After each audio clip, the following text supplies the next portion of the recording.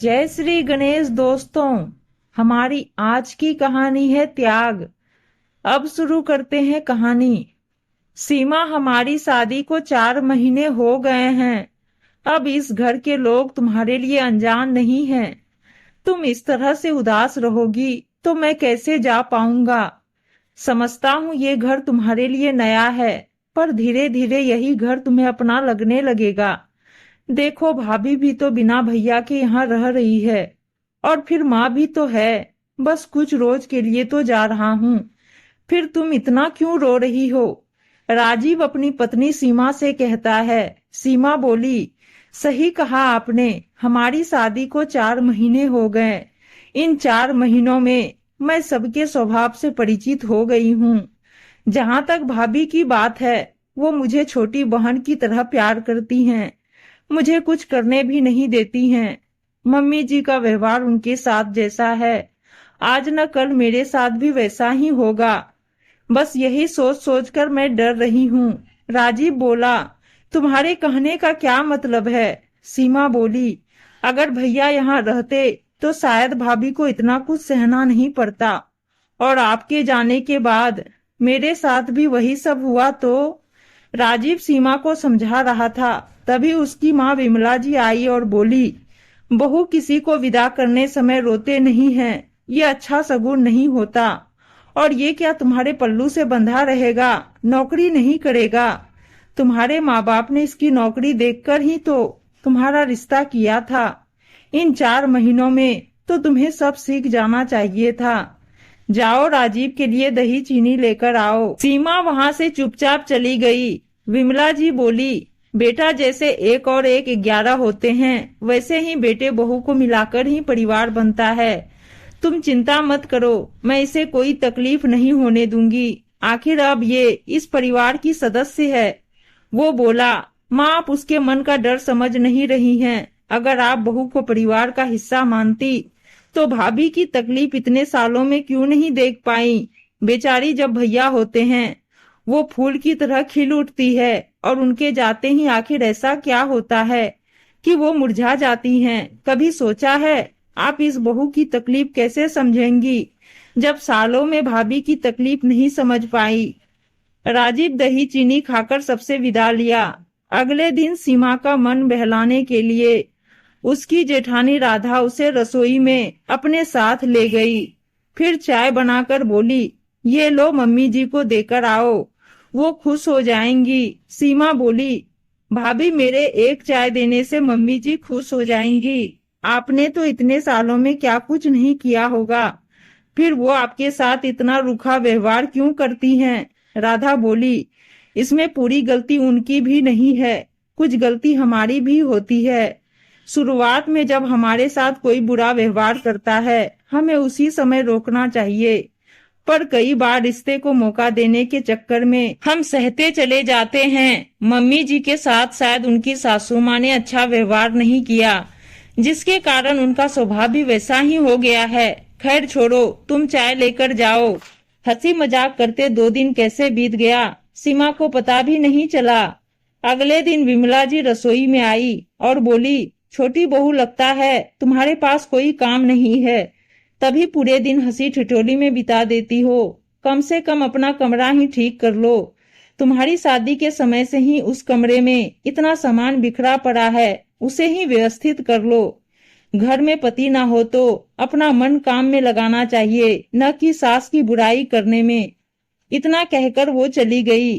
उनके जाते ही सीमा उदास हो गई।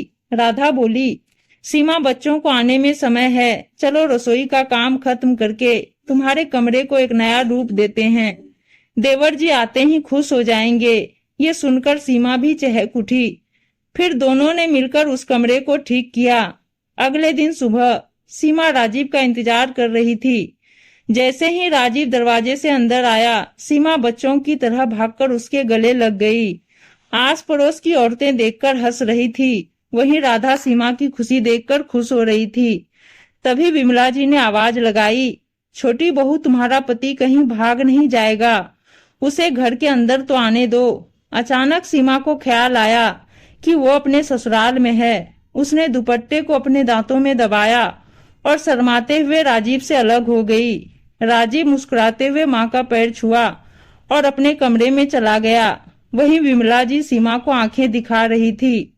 राधा सीमा को चाय देते हुए बोली, ये लो, जाकर देवर जी को दे दो और जितनी बातें करनी है कर लो, बस थोड़ी देर मम्मी जी के सामने मत जाना। सीमा सब समझ गई और मुस्कुराते हुए चली गई। धीरे धीरे समय बीतने लगा। करीब 2 महीने बाद राधा के पति प्रतीक छुट्टी लेकर आए। सीमा ने प्रतीक का आशीर्वाद लिया तो प्रतीक ने कहा, और कहो सीमा, इस घर में मन लग गया। सीमा बोली, भाभी है तो मन लग ही जाता है, बस भाभी का मन नहीं लगता। प्रतीक हर बार की तरह आज भी राधा को रसोई में देख मुस्कुरा रहा था। रात के खाने में राधा ने सबकी पसंद की चीजें बनाई। सब खाना खाकर अपने अपने कमरे में चले गए। सीमा बोली, भाभी मैं रसोई का काम देख लूंगी, आप जाइए। तभी विमला जी आई और बोली, बड़ी बहू आज मेरे पैरों में बहुत दर्द है, तुम तेल लगा दो। सीमा बोली, मम्मी जी मैं लगा देती हूँ, भाभी बहुत थक गई है। विमला जी बोली, बहू यहाँ सखीपना मत किया करो, अपना अपना काम किया करो। तभी राजीव आया और बोला, क्या हुआ माँ, आप नाराज क्यों हो रही हैं? राधा चुपचाप रसोई में तेल गर्म करने चली गई।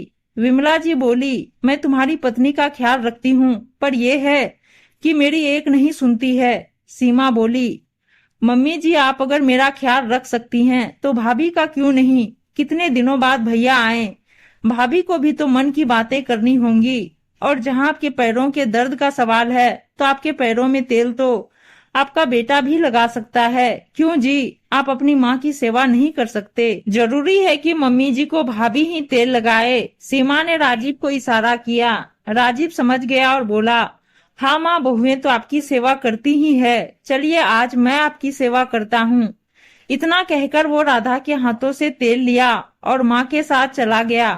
कमरे में विमला जी बोली, राजीव मैं कह रही हूँ अपनी पत्नी को समझाओ, ऐसा ना हो कि आगे चलकर वो तुम्हारी भी ना सुने। वो बोला, माँ बहुओं के बारे में शायद आपकी राय गलत है। दादी ने जैसा व्यवहार आपके साथ किया, आप वही अपनी बहू के साथ कैसे कर सकती हैं? एक बार सास नहीं माँ बनकर उनकी तकलीफों को समझिए तो सारी परेशानी दूर हो जाएगी। इतना कहकर राजीव चला गया। अच्छे दिन बहुत जल्दी बीत जाते हैं। देखते ही देखते प्रतीक के जाने का समय भी आ गया।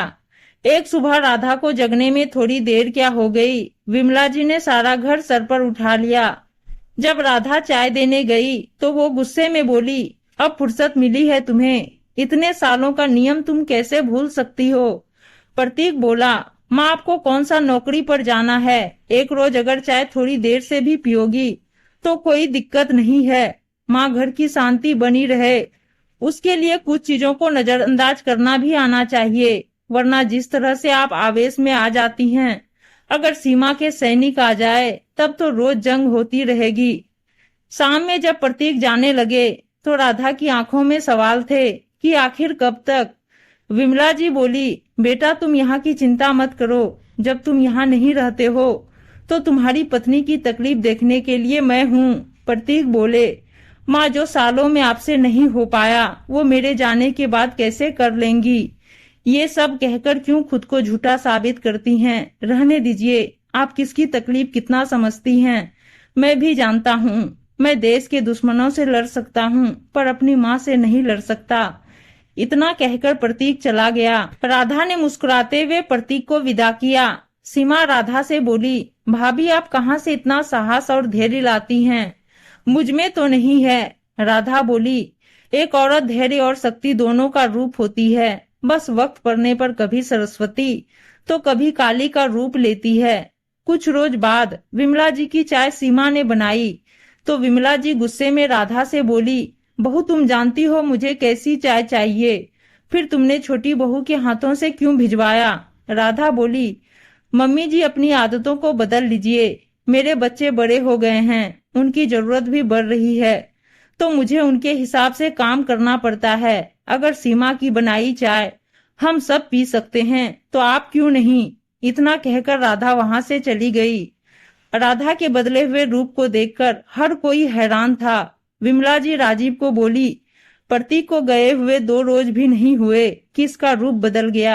ये सब तुम्हारी पत्नी के संगत का नतीजा है, जो इतने सालों में नहीं हुआ, आज कैसे हुआ? राजीव बोला, माँ, जब आप इतने सालों में उनकी तकलीफ नहीं समझ पाई तो आखिर वो कब तक आपकी उम्मीदों को क्यों पूरा करेंगी? एक तरफा त्याग आखिर कितने दिन चलेगा?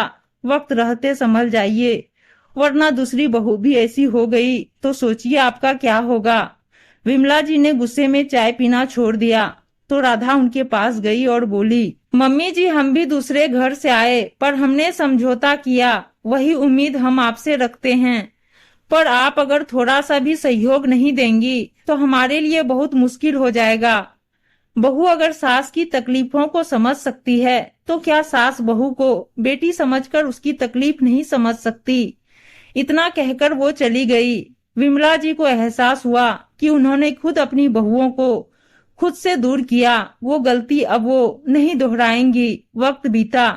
अब साल में एक आध बार जब बच्चों की छुट्टी होती तो राधा प्रतीक के पास चली जाती।